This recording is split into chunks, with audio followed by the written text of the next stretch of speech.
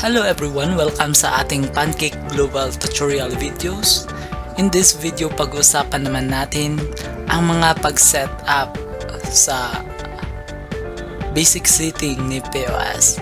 Ang pag-change ng currency, pag-change ng language, also pag-change ng time zone.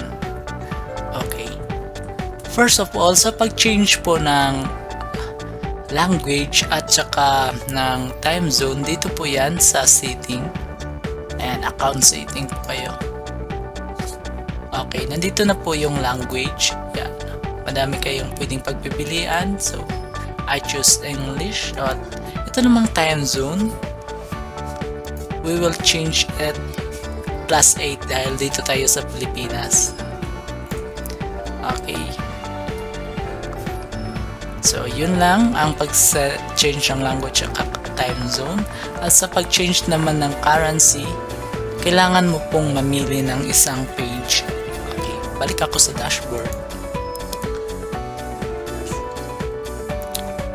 Okay, kung pipiliin ko tong isa, for example, Kickstate.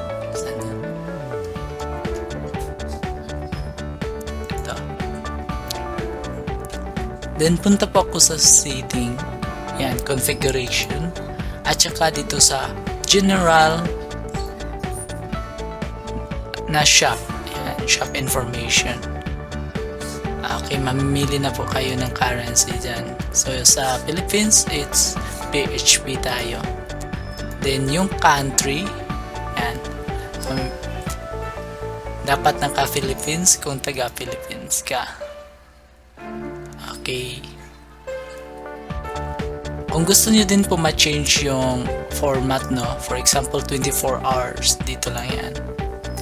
Yan, automatically magsasave na din yan. So, yun lang po.